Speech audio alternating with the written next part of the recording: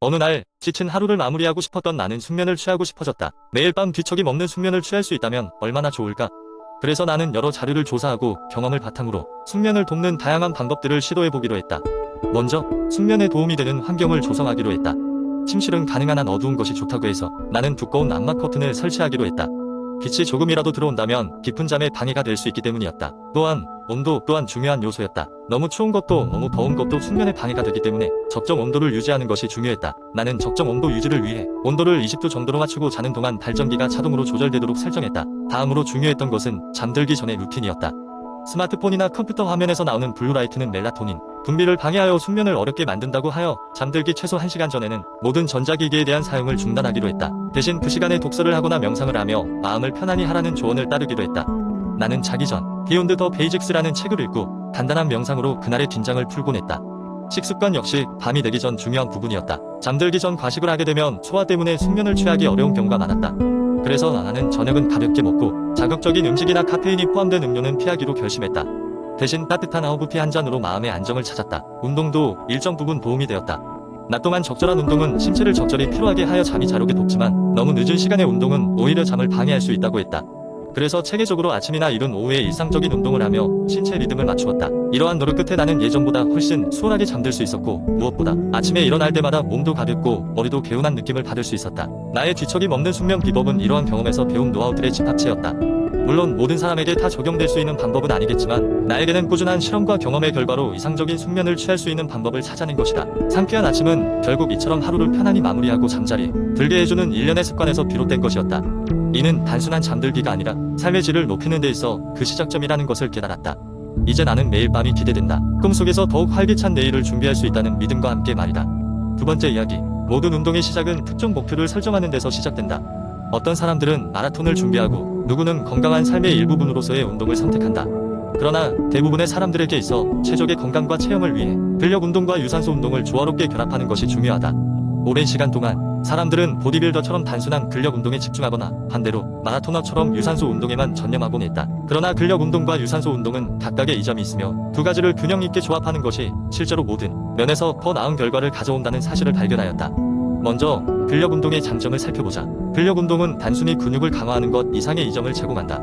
이를 통해 신진대사를 촉진하고 체지방을 효과적으로 감소시킬 수 있으며 장기적으로는 뼈의 밀도를 증가시켜 골다공증과 같은 질병의 예방에도 도움을 준다. 또한 강한 근육은 부상의 위험을 줄이며 일상생활에서의 전반적인 기능성도 높여준다. 반대로 유산소 운동은 심혈관계 건강을 증진시키는 데 탁월하다. 규칙적인 유산소 운동은 심장질환의 위험을 줄이고 혈압을 조절하며 나아가 콜레스테롤 수치를 건강하게 유지하는 데 기여한다. 휴식 시 대사율을 높여 더 많은 칼로리를 소모할 수 있도록 도와주며 정신적인 측면에서 스트레스를 해소하고 기분을 상승시키는 역할도 한다. 이 두 가지 운동을 어떻게 조합하여 루틴을 구축할 것인가에 대해 고민할 필요가 있다. 일반적으로 일주일에 3-4회 정도 근력 운동을 계획하고 그 사이에 유산소 운동을 배치하는 것이 이상적이다. 매주 각 부위별로 근력 운동을 하면서도 최소한 2월 3일 단의 유산소 운동을 통해 심장의 건강을 챙겨야 한다. 예를 들어 월요일에는 상체 근력 운동을, 수요일에는 하체 근력 운동을, 금요일에는 전신 근력 운동을 하고 화요일과 목요일, 일요일에는 적절한 강도의 러닝이나 수영과 같은 유산소 운동을 선택하는 것도 좋은 방법이다. 이 루틴을 설정할 때 중요한 것은 개인의 체력 수준과 목표를 항상 염두에 두는 것이다. 초보자라면 무리하지 않고 점진적으로 운동 강도와 빈도를 올리며 중급자 이상이라면 다양한 운동 방법과 기술을 추가하여 루틴을 다채롭게 만드는 것도 좋다. 운동의 기본은 무엇보다도 일관성과 지속성임을 기억하자. 작은 변화들이 모여 큰 변화를 만들어내고 꾸준한 노력은 언젠가 결실을 맺는 법이다. 마무리로 운동 후의 회복과 식사 역시 운동 계획에 필수적으로 포함되어야 한다. 충분한 수면과 균형 잡힌 영양 섭취는 운동의 효과를 극대화시킬 뿐만 아니라 운동 후 피로 회복에 큰 역할을 한다. 특히 단백질과 함께 적절한 탄수화물 섭취는 근육 회복에 긍정적인 영향을 미친다. 이 모든 요소들이 하나의 조화를 이룰 때 비로소 최적의 운동 루틴이 완성된다. 이처럼 근력 운동과 유산소 운동을 조화롭게 배치한 효율적인 루틴은 건강한 삶을 위한 초석이 된다. 각자의 목표를 향해 나아가며 자신에게 가장 잘 맞는 방법으로 운동을 즐길 때 삶의 질도 한층 높아질 것이다. 세 번째 이야기. 바삐 돌아가는 도시의 아침은 언제나 분주하게 시작된다. 진한 커피 향과 함께 무거운 눈꺼풀을 억지로 들어올리며 하루를 시작하지만 정신없이 돌아가는 일상 속에서 한 번쯤은 쉬어 가도 괜찮다 는 작은 위로가 필요한 순간이 있다. 준호는 대기업의 사무직으로 일하며 매일같이 정신없는 일과를 보내고 있었다. 회의, 보고서, 전화 그리고 공장처럼 돌아가는 점심시간까지 하루를 쪼개 일하다 보면 본인조차 기계가 된 듯 피곤이 가득했다. 어느덧 그의 손목시계는 점심시간을 지나 오후 2시를 가리키고 있었고 파르르 떨리는 스마트폰이 다음 미팅 일정을 알리고 있었다. 그 순간 준호의 머릿속을 스치는 것은 친구가 얼마 전 권했던 10분 스트레칭이었다. 고작 10분? 그걸로 피로가 풀리겠어? 싶었지만 힐링을 위해 하는 운동이라는 말에 호기심이 생겼다. 지금 아니면 언제 경험해보겠어? 나는 결심과 함께 그는 자리에서 천천히 일어섰다. 우선 무겁게 내려앉은 어깨를 푸는 것으로 시작하기로 했다. 책상에서 멀어져 서있던 그가 천천히 어깨를 돌리며 굳어있던 근육들을 이완시켰다. 눈을 감고 심호흡을 두세 번 반복하니 어깨의 긴장이 조금은 풀리는 것 같았다. 이어서 그는 벽에 한 손을 대고 전신을 쭉 늘려보기로 했다. 목부터 척추 그리고 다리까지 전신의 이완을 느끼며 자신이 하루 종일 얼마만큼이나 수축된 채로 있었는지 새삼 깨달았다. 시끌벅적한 사무실의 소음에도 불구하고 마음속 깊이 스며드는 조용한 평온이 머릿속을 채워갔다. 그 다음은 간단한 하체 스트레칭을 시도했다. 오래 앉아있는 업무 탓에 굳어져 있던 종아리와 허벅지를 천천히 풀어주며 마치 무거운 짐을 내려놓는 듯한 해방감을 느꼈다. 각 동작 하나하나가 마치 굳은 마음을 부드럽게 풀어주는 것 같았다. 이리저리 손목과 발목을 돌리며 마지막 스트레칭을 마친 그는 처음으로 주위의 풍경을 천천히 둘러볼 수 있는 여유가 생겼다. 창밖에는 바람에 이리저리 흔들리는 나무 잎들이 보였고 따뜻한 오후의 햇살이 그의 얼굴을 살며시 감싸 안았다. 10분은 짧은 시간이었지만 그에게 온전한 휴식과 자신을 되돌아볼 수 있는 힘을 주었다. 미팅 시간이 다가왔음을 알리는 스마트폰 알람에 그는 자리로 돌아왔고 이번에는 미소를 지으며 컴퓨터 앞에 앉았다. 바쁜 현대인의 일상 속에 작은 쉼표를 찍을 수 있었던 스트레칭은 단순한 신체 활동을 넘어 준호에게 정신적인 여유와 활력을 불어넣어 주었다. 미래의 나를 위해 10분의 투자. 오늘도 그렇게 하루를 나아갈 작은 힘을 얻은 그는 앞으로도 이 시간을 더욱 소중히 하겠다고 다짐했다. 네 번째 이야기. 오늘은 현대 사회를 살아가는 우리가 반드시 알아야 할 건강 상식 10가지에 대해 이야기해보자. 우리는 매일 바쁘게 살아가며 종종 자신의 건강을 간과하곤 한다.